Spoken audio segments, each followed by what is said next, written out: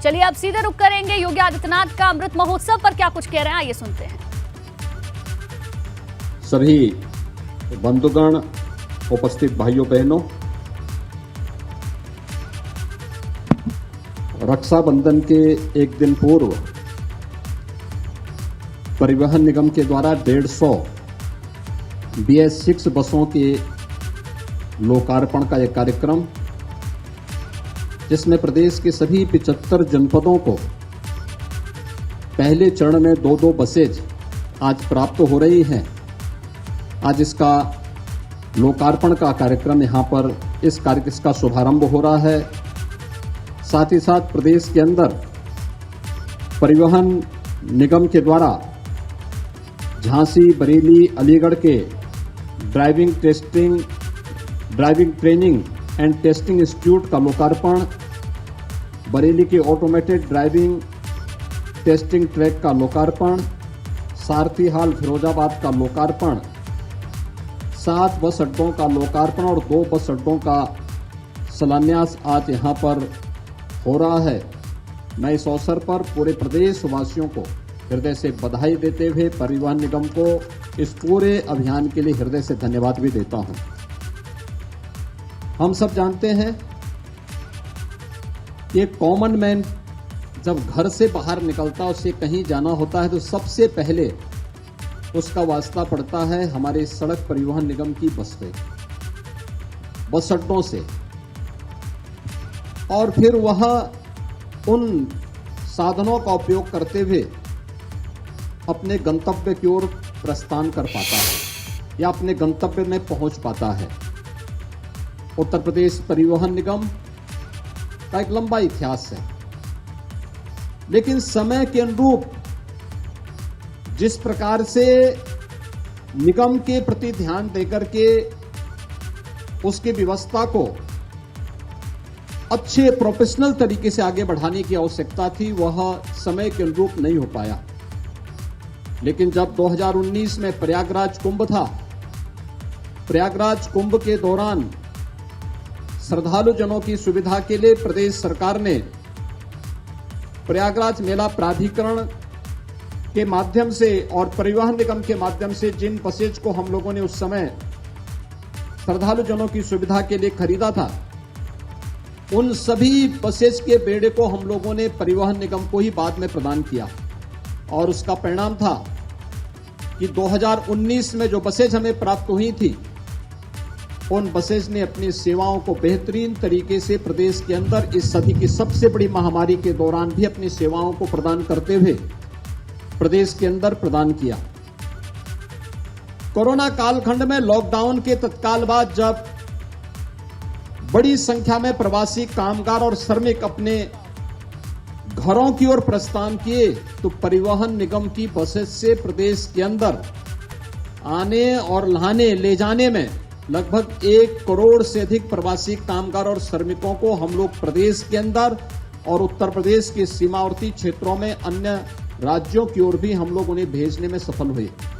खासतौर पर जिसमें 40 लाख प्रवासी कामगार और श्रमिक तो अकेले उत्तर प्रदेश के थे, 30 लाख बिहार के थे, झारखंड, वेस्ट बंगाल, उड़ीसा, असम और इन राज्यों से मध्य प्रदेश, राजस्थान, हरियाणा, उत्तराखंड की ओर जाने वाले भी तमाम प्रवासी कामगार और श्रमिक थे, जिन्हें उनके गंतव्य तक पहुंचाने में परिवहन निगम ने निःशुल्क अपनी सेवाएं उस दौरान प्रदान की।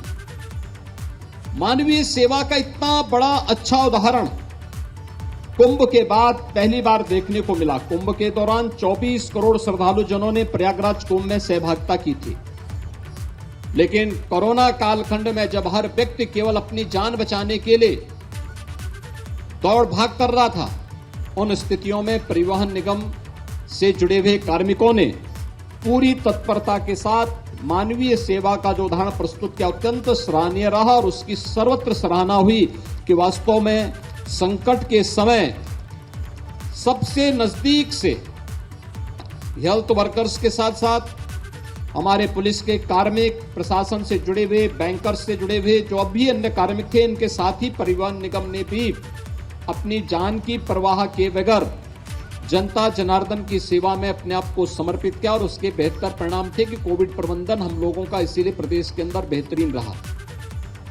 आज जब हम लोग इन परिवहन निगम के इस कार्यक्रम को आगे बढ़ा रहे हैं, आज मुझे बताते हुए प्रसन्नता है जब ये प्रस्ताव मेरे पास आया कि हमने 150 बसेज हमारी तैयार हो चुकी हैं, हम परिवहन निगम के बेड़े में इसे शामिल करके इसे आगे बढ़ाना चाहते हैं।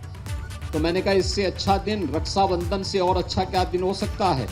हर जनपद को 2-2 बसेस दीजिए और प्रयास करिए कि 10 की रात्रि को 12 बजे से और 12 तारीख की 12 बजे रात्रि तक, यानी लगातार 48 घंटों तक ये व्यवस्था बनाइए कि प्रदेश की बहनें और बेटियां फ्री में परिवहन निगम की बसेस से यात्रा कर सकें। और आज मुझे बताते हुए प्रसन्नता है कि प्रदेश सरकार के परिवहन निगम के अंतर्गत संचालित उन सभी बसेज में पूरे प्रदेश के अंदर सभी बहन और बेटियों को फ्री में अगले 48 घंटे के लिए, यानी आज रात्रि को 12 बजे से लेकर के और 12 अगस्त की रात्रि 12 बजे तक फ्री में यातायात की सुविधा हम लोग उन्हें उपलब्ध करवाने की कार्रवाई आज से प्रारंभ करने जा रहे हैं। और इसके लिए तब तक हर जनपद में 2-2 नई बसेज भी पहुंच चुकी होंगी।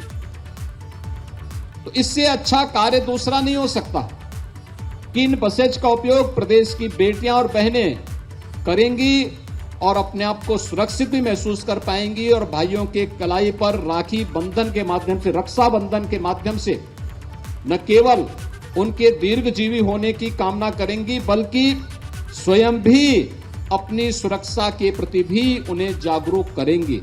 और यह एक रक्षा का जो बंधन है, रक्षाबंधन से ज्यादा इससे अच्छा उपयोग इस कार्यक्रम का दूसरा नहीं हो सकता था। और आज हम सब इस कार्यक्रम को इस अवसर पर यहां पर संपन्न करने जा रहे हैं।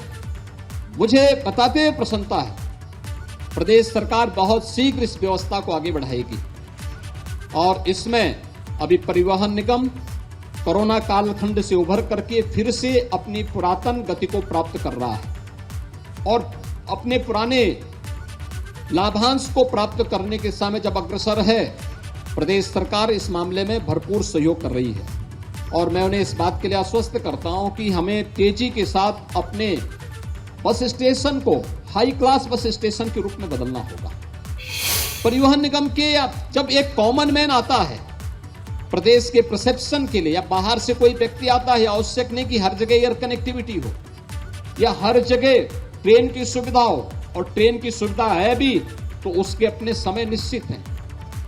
उन स्थितियों में गांव-गांव को जोड़ने के लिए प्रदेश के लगभग 1,10,000 से अधिक राजस्व गांवों को जोड़ने के लिए सबसे अच्छे माध्यम है परिवहन निगम की बसेज या उनके द्वारा अनुबंधित बसेज। और इसको गांव-गांव तक पहुंचाने की कार्रवाई बेहतर कनेक्टिविटी के माध्यम से हम इस कार्यक्रम को आगे बढ़ा सकते हैं। और जब भी एक कॉमन मैन अपने गंतव्य की तरफ जाता है, सबसे पहला वास्ता उसका पड़ता है हमारे बस स्टेशनों पर। अगर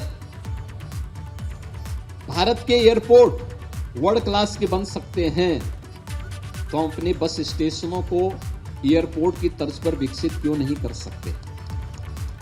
और इस दिशा में परिवहन निगम को कार्य करना होगा, इस दिशा में बेहतरीन प्रयास करना होगा। हर जनपद में जितने भी इंटर स्टेट हो या इंटर डिस्ट्रिक्ट बस स्टेशन, वे अच्छे दिखने चाहिए, अच्छी सुविधाओं से संपन्न होने चाहिए। एक व्यक्ति जब बस स्टेशन के अंदर आए तो वहां पर उसे बैठने की सुविधा भी मिले, अच्छी वहां पर बुनियादी सुविधाएं और प्रसाधन भी मिले, रेस्टोरेंट भी मिले। अगर उसे अपने गंतव्य की ओर जाने के लिए कुछ समय रेस्ट की आवश्यकता पड़ती है तो वहां डोमेट्री की व्यवस्था हो, रेस्टोरेंट की व्यवस्था हो, होटल की व्यवस्था हो। और उत्तर प्रदेश परिवहन निगम की बसेज का जो पार्किंग हो उसी परिसर के अंदर हो, सड़कों पर जहां तहां न हो, जहां हमें इस सुविधा को प्रदेश के अंदर तेजी से विकसित करना होगा। उत्तर प्रदेश इस बारे में सौभाग्यशाली है कि 25 करोड़ की आबादी तो अकेले उत्तर प्रदेश के अंदर है। इसके प्रतिदिन की गतिविधियों को आगे बढ़ाने के लिए परिवहन निगम उनमें उनके प्रतिदिन की गतिविधियों में सहभागी बन सकता है। साथ ही साथ वह इन कार्यक्रमों के साथ ही प्रदेश इंटर स्टेट कनेक्टिविटी को बेहतर करने में, क्योंकि राज्य सरकार ने पहले अपने पिछले कार्यकाल के दौरान हम लोगों ने तमाम राज्य सरकारों के साथ एमओयू किए थे कि हमारी बसेज उन राज्यों में बेधड़क जा सके और यात्रियों को अधिक से अधिक हम सुविधा दे सकें। इस दिशा में हमें और बेहतरीन प्रयास किए जाने की आवश्यकता है। दूसरा, हमें इन सभी सुविधाओं को जहां बेहतरीन करके एक कॉमन मैन की सुविधा को सर्वोपरि रखते हुए अपने कार्यक्रम को आगे बढ़ाना पड़ेगा, वहीं अपनी सेवाओं को भी और बेहतरीन देना होगा। जो भी जर्जर बसेज हैं, अपनी आयु पूरी कर चुके हैं, उन्हें बेड़े से हटा करके नियमित क्रम में एकाएक बहुत भारी हम क्रय करें, ये उचित नहीं। फेज वाइज सभी क्रय किए जाने चाहिए, जिससे जितने भी कंडम हो चुकी बसेज आपके बेड़े से बाहर होकर के नई बसेज को हम उसमें शामिल करके और नई सुविधा के अनुसार दे सकें। नियमित रूप से हमारा प्रयास होना चाहिए कि परिवहन निगम से जुड़ी हुई बसेज हो या फिर प्रदेश की सड़कों पर चलने वाले कोई भी वाहन, हैवी वाहन हो, 4 व्हीलर हो, ड्राइवर की टेस्टिंग हर प्रतिवर्ष उसकी फिटनेस की रिपोर्ट आपके पास होनी चाहिए। ऑनलाइन सुविधा पे ऐसे सेंटर विकसित करें। पता लगा कि परिवहन निगम का ड्राइवर या कोई वाहन चालक है, उसको दिखाई नहीं दे रहा और स्टीयरिंग पे बैठा हुआ है, तो अनुमान कर सकते हैं क्या स्थिति पैदा होगी। और इस प्रकार की स्थिति से हमें बचने की आवश्यकता है। इस पर हम जरूर इस व्यवस्था को जो हम लोगों ने पिछले दिनों लागू किया था, उसको हम प्रभावी ढंग से लागू करने का कार्य करें। हमारा प्रयास होना चाहिए कि इतना लाभांश हम परिवहन निगम के साथ जोड़ें कि आने वाले समय में, आज जैसे हम 48 घंटे के लिए बहन और बेटियों के लिए फ्री में बस की सुविधा उपलब्ध करा रहे हैं, आने वाले समय में बहुत शीघ्र 60 वर्ष से ऊपर की हर एक माता बहन के लिए हम परिवहन निगम की प्रदेश के अंदर बस की सेवा को फ्री में भी करने की व्यवस्था करेंगे, जिससे इस कार्यक्रम को हम फेज वाइज आगे बढ़ा सकें। दूसरा, प्रदेश के अंदर सड़क सुरक्षा से संबंधित जो कार्यक्रम है, ड्राइविंग ट्रेनिंग और टेस्टिंग इंस्टीट्यूट की स्थापना को लेकर के आगे बढ़ाने का कार्यक्रम। एक बड़ी संख्या ऐसी है प्रदेश की, कोविड कालखंड में जब हम लोगों ने प्रदेश के अंदर स्किल मैपिंग की थी, जो प्रवासी कामगार और श्रमिक आए थे, 12,000 से अधिक ड्राइवर आए थे यूपी के अंदर और बड़ी संख्या में लोग आए थे। उन सभी ने ड्राइवर ट्रेनिंग की जो सुविधा है वह कहीं और जगह ली होगी। आज हम इंस्टीट्यूट बना रहे हैं, अच्छी बात है। प्रदेश की आवश्यकता के साथ साथ हमें वैश्विक परिदृश्य में कहां पर कौन सी डिमांड है, उसके अनुसार जो हमारी ड्राइविंग ट्रेनिंग और टेस्टिंग इंस्टीट्यूट है, हमें अपने इंस्टीट्यूट को उसके अनुरूप तैयार करना होगा। अपने वर्कशॉप को, जितने भी परिवहन निगम के वर्कशॉप हैं, इसमें आपके कार्मिक तो काम करें ही, नजदीकी ITI और पॉलिटेक्निक को भी उसके साथ हम जोड़ें, उन बच्चों को भी इसके साथ ट्रेन करें। आपको फ्री में मैन पावर मिलेगा और साथ साथ आपके कार्य को एक नई गति देने में भी उसकी मदद मिलेगी। और मैं दयाशंकर सिंह जी से कहूंगा कि हर वर्कशॉप के साथ ITI और पॉलिटेक्निक के बच्चों को जोड़ करके उनकी निश्चित ट्रेनिंग और उनको अधिक से अधिक उस वर्कशॉप में अभ्यास कराने का प्रयास भी हमें इस व्यवस्था के साथ करना होगा। प्रदेश के अंदर और देश के अंदर हम सब के लिए वर्तमान में जो सबसे बड़ी चुनौती है, वह सड़क दुर्घटना से होने वाली मौतें हैं। मैंने देखा प्रदेश के अंदर कोविड कालखंड में आज 2.5 वर्ष होने जा रहे हैं और कोविड के 2.5 वर्ष में 23,000 मौतें हुई हैं प्रदेश के अंदर। ये देश और दुनिया के अंदर न्यूनतम संख्या है।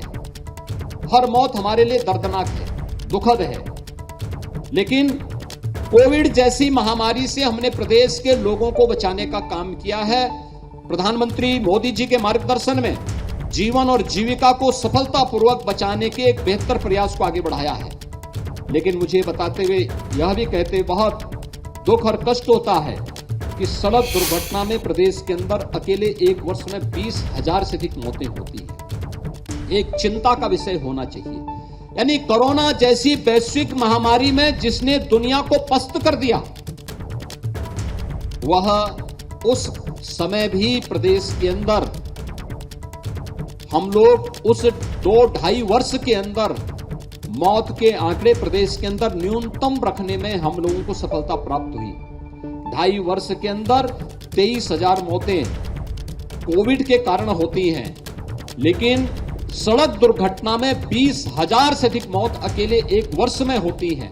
इसके पीछे क्या कारण है, इसे हमें ढूंढने की आवश्यकता है, उसकी तह में जाने की आवश्यकता है।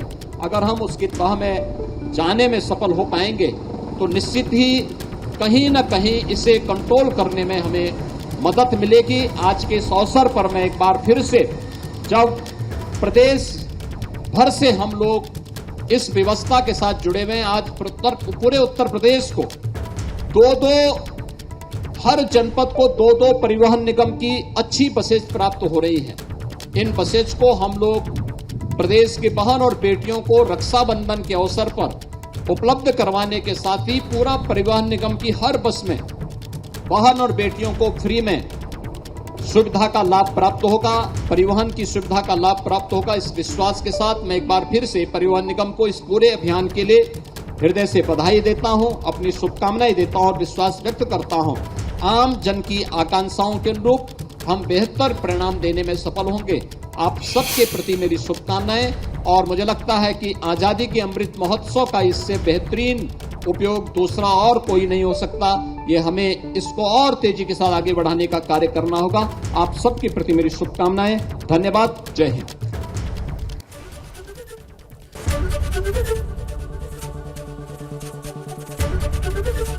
एबीपी गंगा, खबर आपकी, जुबान आपकी।